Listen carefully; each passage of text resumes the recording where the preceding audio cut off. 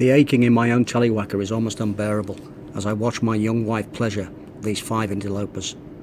A loud chirping sound reaches my ears as the man who spoke just thrusts his cock in and out of Natalie's welcoming mouth. His efforts are aided by holding onto the back of her head. She mumbles something unintelligible as she vigorously strokes 2 other erect penises to her left and right.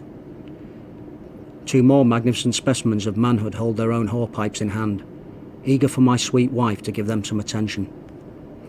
Like a well-oiled piece of machinery, my wife takes one phallus after another, not even drawing breath.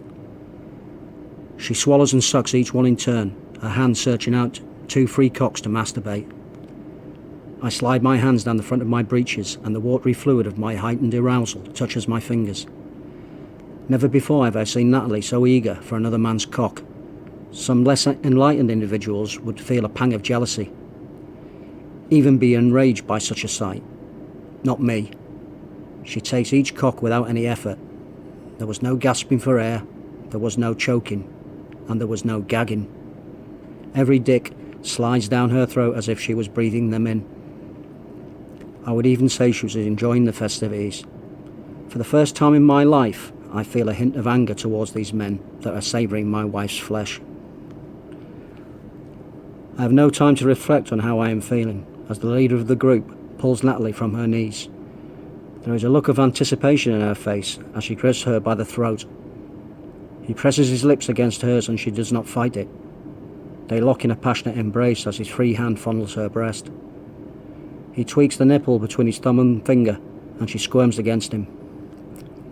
The kiss lasts only a few seconds before he pulls away. In one movement, he places his arm behind her back and sweeps her off her feet. He carries her over to the 4-poster bed, throwing her unceremoniously onto the mattress.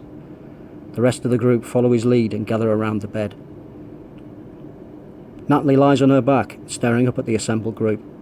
Her fingers of one hand hide her modesty. This is just a faint attempt at obscuring her womanhood. Not having borne children is as tight and as fresh as a young maiden. She tantalises the men by parting her legs and gradually removing her fingers so they can see her sweet honey pot. A playful smile crosses her lips as she inserts a finger before slowly bringing it up to her mouth and tasting that sweet afternoon dew. It has the desired effect and one of the men drops to his knees and begins to suck on one of her deviled dumplings. He is quickly joined by another and their tongues flicker over her taut nipples. The leader of the group, or the one who seems to be in charge, moves to the front of the bed. Leaning forward, he grabs Natalie by the hips and pulls her towards him. You must know that you cannot relieve yourself in me. My husband must never know of this assignation. If I were to fall with child, my life would not be worth living. Her plea reaches my ears like a knife to the heart. Be assured, our love juice will be dripping from you long after we depart, and be fresh on those lips even on his return.